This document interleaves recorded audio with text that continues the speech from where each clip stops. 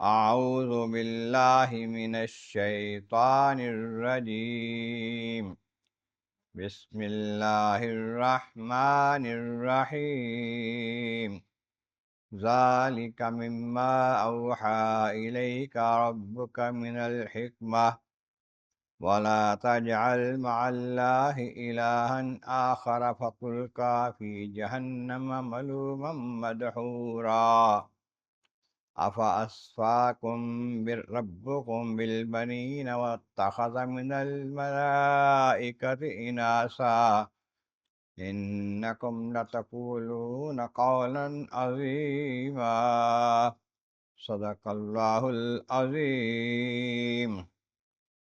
حمد و ثناء رب کریم اور درود السلام بر سید خیر الانام کے بعد سورۃ بنی اسرائیل کی آیت نمبر 39 اور 40 تلاوت کی گئی ہے، جو 15ویں پارے کے چوتھے رکوع میں ہے۔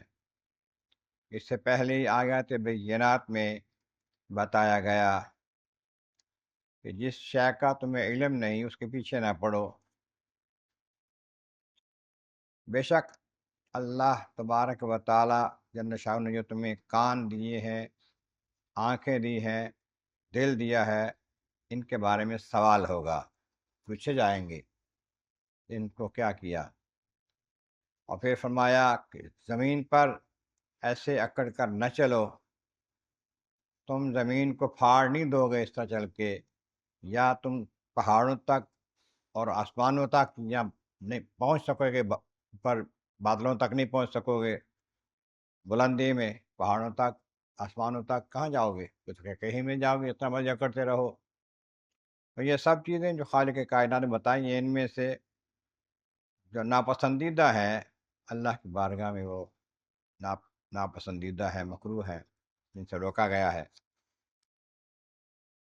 فرمایا کہ یہ کلام پاک یا یہ صورت مطہرہ جو آگے بیان کی گئی چند آیتیں جو ہیں، یہ ذالک مما اوحی الیک ربک من الحکمہ، اللہ تبارک و تعالی جل شانہ جو وہی بھیجی ہے آپ کی طرف حکمت کی باتوں میں سے یہ باتیں ہیں۔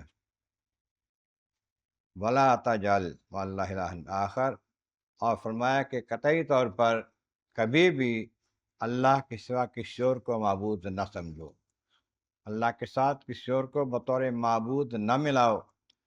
اگر ایسا کرتے ہو فَتُلْقَىٰ فِي جَهَنَّمَ مَلُومًا مَدْحُورًا، تو جہنم میں ڈالے جاؤ گے اس حال میں کہ ملامت کیے ہوئے، دھکے کھاتے ہوئے۔ پھر ان لوگوں کو تنبیہ کی جا رہی ہے جو کہتے تھے کہ اللہ تعالیٰ کی بیٹیاں ہیں اور وہ فرشتے ہیں، فرشتوں کو اللہ کی بیٹیاں کہتے۔ تو خالق کائنات نے فرمایا کہ کیا تم اپنے رب سے ملاتے ہو اولاد کو، اور اس نے تمہیں بیٹے دیے ہیں، تم کہتے ہو کہ اس کی بیٹیاں ہیں۔ تمہیں بیٹی مل جائے تمہیں بڑا دکھ ہوتا ہے، سارا دن منہ کالا رہتا ہے دکھ کے ساتھ، اور رب کے بارے میں کہتے کہ اس کی بیٹیاں ہیں۔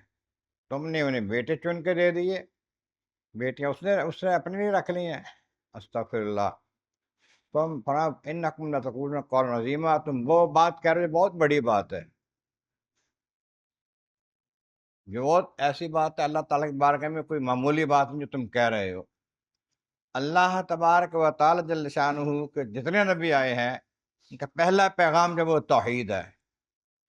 وہ توحید یہ ہے کہ اللہ تبارک و تعالی جل شانہ کے مقابل، کے برابر، اس جیسا کوئی بھی کائنات میں نہیں ہے، نہ ہو سکتا ہے، نہ اس کی اولاد، نہ ماں باپ، نہ اور رشتہ دار۔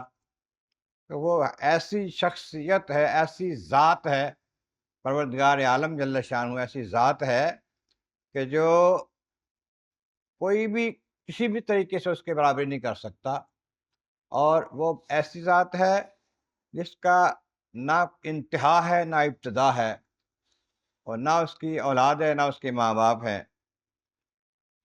اس کے بارے میں یہ کہنا کہ اس کی بیٹیاں ہیں، یہ شرک جلی، صریح شرک اور قطعاً بہت بڑا ظلم ہے کہ اللہ تعالیٰ جل شانہ کے نزدیک یہ بہت بڑی بات ہے جو کر دیں۔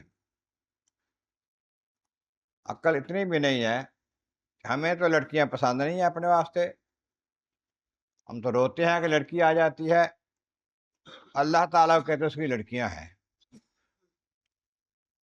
جیسے اللہ تبارک و تعالیٰ کے اختیار میں کوئی چیز نہیں ہے۔ یہ اولاد اس کے اختیار میں ہے کہ وہ چاہے تو بغیر ماں باپ کے آدم علیہ السلام کو پیدا کر دے، چاہے تو بغیر باپ کے صرف ماں کے ذریعے سے حضرت عیسیٰ علیہ السلام کو پیدا کر دے، یہ شان ہے۔ تو اگر تم کہتے ہو کہ اس کی اولاد ہے تو غلط کہتے ہو، قطعی طور پر کوئی اولاد نہیں ہے، بالخصوص ان کے بیٹیاں ہیں، اس کے نہ بیٹیاں ہیں نہ بیٹے ہیں نہ ہو سکتا ہے۔ اللہ تبارک و تعالیٰ کی بارگاہ عالیہ مرض مولا کریم محبوب کریم کا صدقہ قرآن کریم کا فہم اور اعمال صالح نصیب فرما۔ وآخر دعوانا ان الحمد للہ رب العالمین۔